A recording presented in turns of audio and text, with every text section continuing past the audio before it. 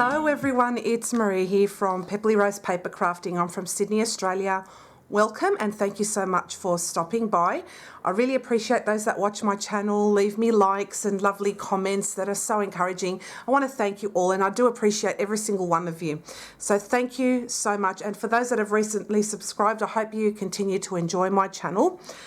Today I'm going to be sharing a technique I've come up with that I feel is completely unique. In that this has not been done in the paper crafting world as far as I'm aware. So this is something that is an adaptation of watercolouring techniques done by watercolour artists, and their technique is called negative watercolouring. Mine is going to be called negative ink blending. The difference is between the watercolour artists and myself is that I'm using just water-based dye inks. So I'm just using Stampin Up colours, blue, balmy blue, shaded spruce and purple posy. I'm using also dyes. Now with the watercolour artists, they draw everything. I can't. So I just used 3 die cuts. I'm using this one and this one. And what I have done is I've cut out using some adhesive post-it notes. Found these at my local Officeworks. Use whatever you may have.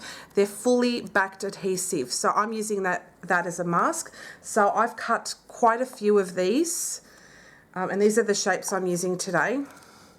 As you can see those. I have cut quite a few of those because this is going to help me with this technique.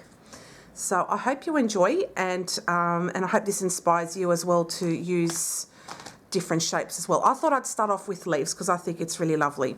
So I'm just going to bring in my craft sheet, and what I'm going to do is make a bit of a mess. So I'm going to use 3 brushes of my makeup brushes today, and we're just using those 3 colours. Okay, so I've just got a piece of white cardstock, and what I'm going to do is I'm going to apply my masks where I would like my leaves to be. So you can overlap them, you can do, but I'm going to start it off like this. And I need this slightly smaller one, and I'll just start mine off like that. And what I'm going to do is I'm going to grab my balmy blue ink, okay, and I'll just start ink blending very lightly all around the place, okay. So I'm just applying colour, doesn't have to be perfect or anything like that. I'm going to leave that open. The next one I'm going to apply is shaded spruce, but I'm going to apply it very lightly. So I'm going to tap off as much as I can, and again I'll just go over the top just lightly. This is just light, okay. I'm going to wipe my mess as I go,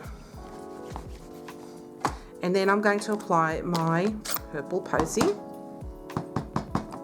Okay, so I'll just tap off and make this as light as possible, okay?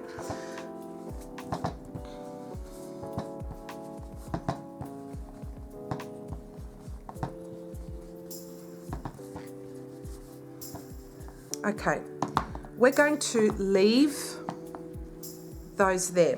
I'm just going to get a bit of tissue to wipe just the tops, any excess ink that may be over the top of the masks that I've got there. So you use whatever masking tape or post-it notes, whatever you may have. Now I'm going to grab some more leaves. So let's put this leaf up here, going like that. Doesn't matter if it goes outside. And then we can overlap. So I'm going to overlap, and I'm going to overlap this one just a tad, so I'll just go like that. We'll use the same 3 colours. I'm going to use balmy blue, but what we're going to do with them is apply it a little darker. So let's go over the top a little darker, just wherever, like so. And it doesn't have to be perfect, and that's the beautiful thing about this, it does not have to be perfect at all. Okay, and when you apply the same colors over the top, they become darker. So as you can see, it's starting to get a bit dark. Then I will apply my shaded spruce. Still tap off, but I will make it go a little bit darker. Just a tad, like that. And then I'll go purple posy. I'll wipe that off in between so I don't make a mess. And I'll go a little bit darker with the purple posy now. And it does not have to be perfect, okay? Just have fun with it. So I'll just keep going. All right. Now I'm going to put some more Post-its. This is a beautiful technique. So again, I'm going to put that over the top. And then you can keep, and I'll just wipe any excess ink off just so that I don't contaminate my brushes too much. But keep these on, okay? So you do not take them off at all. Make sure you get better quality Post-it notes than what I got, but you know the drill. Just get whatever you can find. Okay. And then we'll go at it again, but this time we'll go a little bit darker. So I'll get my balmy blue. I'll go full strength almost and just go over the top. Try not to mix the colours up too much. And if the masks come off, just try to be gentle with how you blend.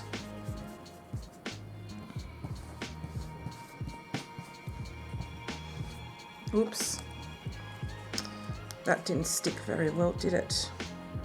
Made no difference because I didn't apply ink there. So let's just apply a little bit of blue. And if they're coming off, just try and hold them down. All right, then we'll apply the green.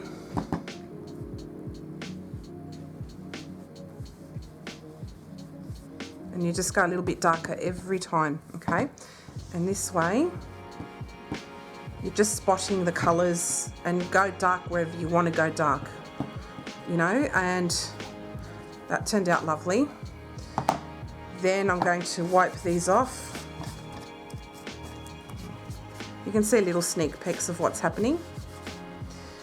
And, sorry, I'll get rid of this. Then I'll apply the last lot, I think, of, so you can go over the top again, like that. And go up like that.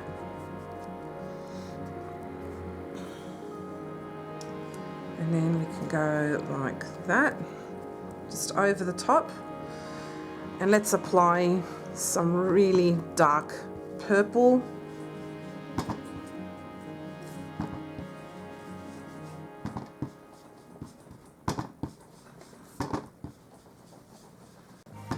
So just get different shades of purples and the blues as much as you can into it. And as I said, you go really dark as you go layer the colours on top of each other. So it makes it go darker. Okay, so you will see all the different shades. When I pull these off, I am sure that it's going to look beautiful.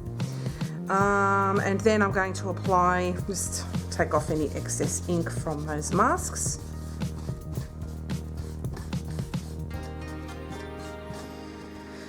One more lot, and I'm going to apply some more of this.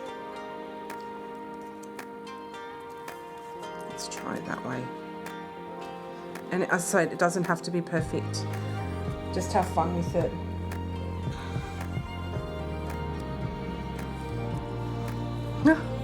It's not very sticky. All right. I think now you can start going full ball, really dark, really smush it in there. Just do the best you can.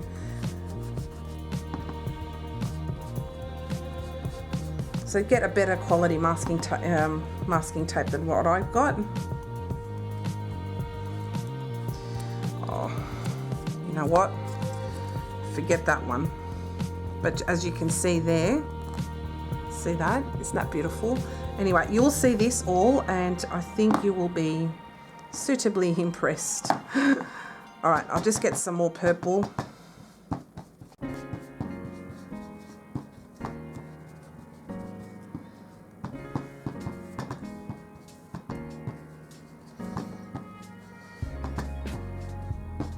All right, I think that's enough.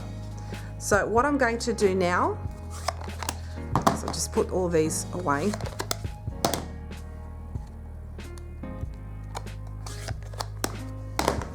All right, just clean that up for a second, just a little bit of housekeeping, and I'll just wipe that dry, take that away. And so what I'm going to do now is I'm going to peel off my masks. So if you can see, there's different layers of colours. Oops. This is my... You can keep these masks for other projects as well, as long as they're still sticky.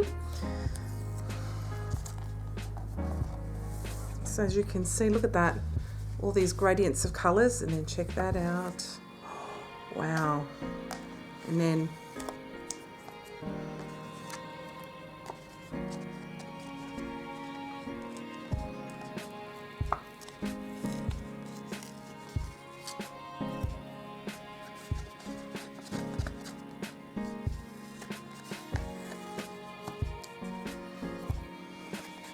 I think this turned out absolutely beautiful. Look at that. Isn't that beautiful? And you can see the lighter shades that we did earlier, the darker ones, and it looks absolutely stunning, and it looks almost 3D. I think this turned out really beautiful. So you can keep all of these masks, it's up to you. I don't think I can stick them down again. Some I can, some I can't. Just work out which ones you want to keep and whatnot. But I think that turned out beautiful. So what I'm going to do is finish this off as a card. So bear with me, I'm just going to bring in a few more things to make this card and complete it and make it into, yeah, something really simple and one layer and absolutely stunning. Look at that again as a close-up. I love it. Okay, I'll be back in a second. To make this into a card, I've decided to use some shaded spruce cardstock. This is half an A4 and scored in half again. And I'm just going to fold and burnish the score line I've just prepared. And this is a beautiful colour that I don't use very often, but I think it is stunning in this particular setting here. Okay, so if you put that on top, that really makes it pop. I love that. So I've decided to bring in the Tasteful Touches stamp set, and I love the You Are So Special sentiment. So I'll be using that, and then I'll be using the matching Tasteful Labels dies. So I'm just going to bring out that stamps. So you are, what is that? You Are So Special. And I'm going to stamp that using my Stamparatus. Oops. So I will not need the foam. And I'm just going to stamp that about here.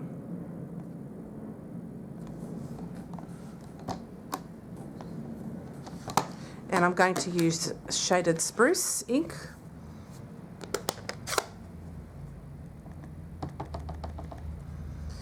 Okay, that will make a beautiful impression, I think. Just make sure that's buttered up to the corner. I'm just going to bring in my white board eraser, and I find I get really nice impressions with it first go.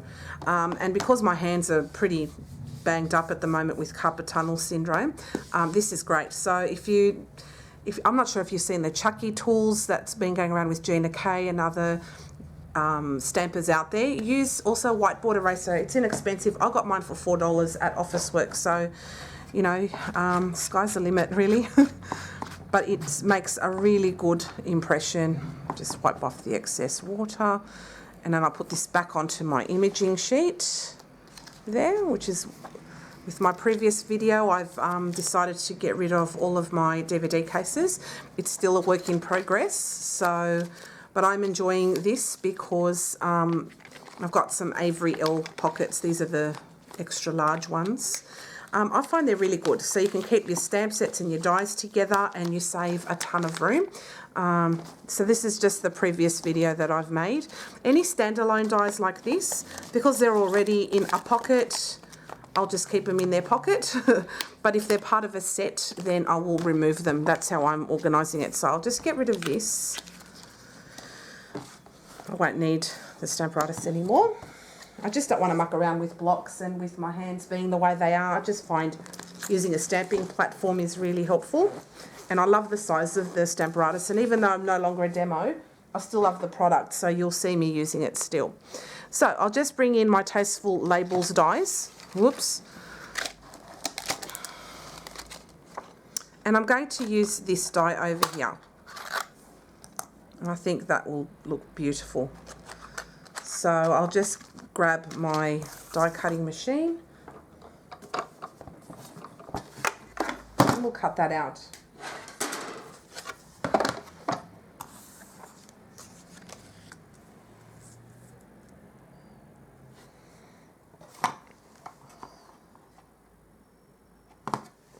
Okay.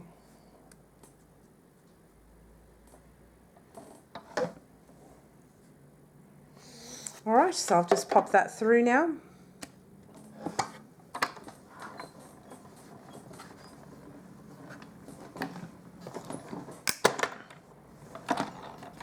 Okay, so that's done.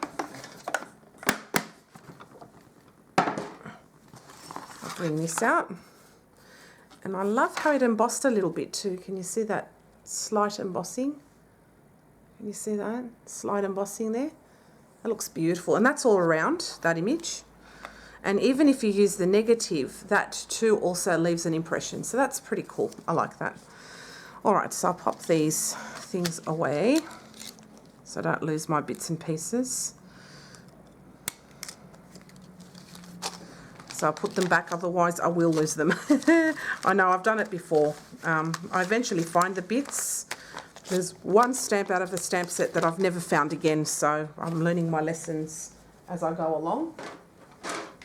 Okay, so what I'm going to do with this now is I'm going to stick that down with some glue.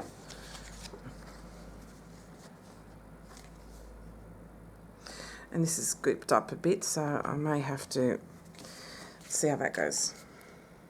Okay.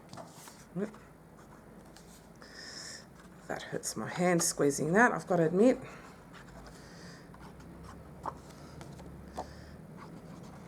Okay. Oops. And I'll make this turn around this way. I think it looks better like that. And then I'm just going to pop that in.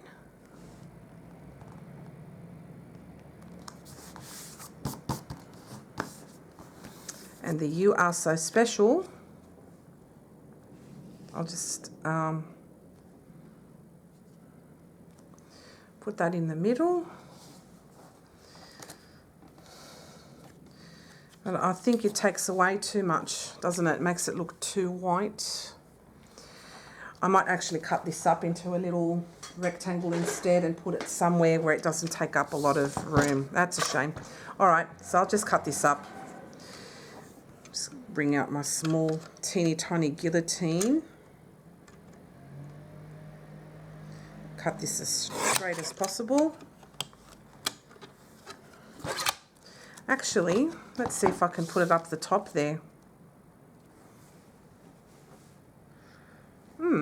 That looks cool, doesn't it?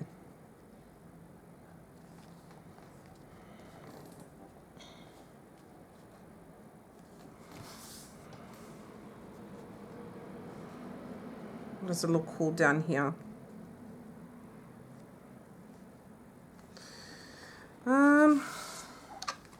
I don't know. I'll cut this off too. Why not? I don't know. Just, yeah. I think it'll look better if it's not just such a big thing. I just don't want to take too much away from that because that looks really lovely. See, I craft weird. Maybe I could leave that along the bottom as a cool kind of emblem.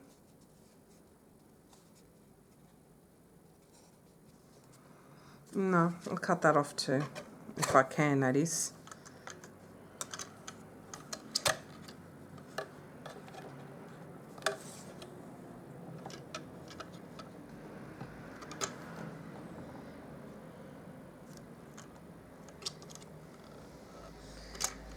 Dooby-doo. Let's see. Okay. Just need to cut off these little bits. I think that worked out okay.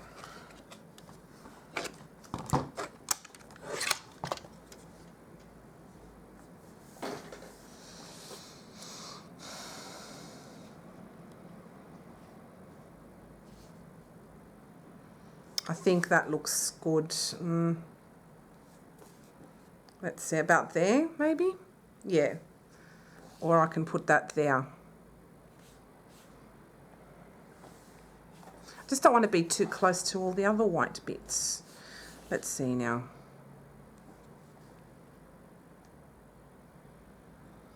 I think I'll stick that in the corner up there. What do you reckon? So anyway, I'll stick that up in the corner. I'll add a couple of dimensionals.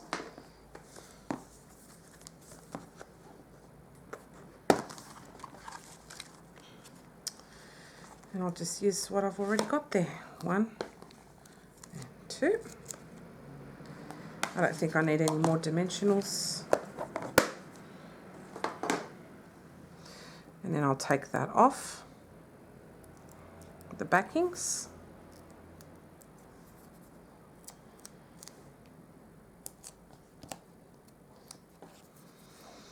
And then I'll just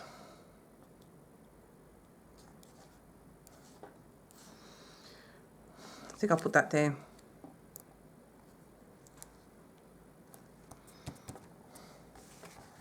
There we have it. I think that looks good there. And that's my finished card for today. I hope you enjoyed my new technique called negative ink blending. As I said, it's not a completely new technique. As watercolor artists have been using this, and it's called negative watercoloring. This is now what I'm going to be calling negative ink blending. So you can see that there's a 3D effect, and all you have to do is just whatever shapes you choose. It can be butterflies, it can be circles, squares, whatever it may be. Always just keep the masks on and you just layer colours on top of it. And that way you get the different shades. And stick with the same colours if you want to, or you can go, you know, really dark at the end so you can really see the difference. But I think that looks stunning as it is. I hope you enjoy this technique and try it yourselves. Let me know how you go. I hope you like this technique I've introduced you to. If you have any questions at all, please don't hesitate to let me know. I'm more than happy to help out any way I can. And thanks for watching. I really appreciate your time. Have a lovely day and enjoy your crafting. Bye.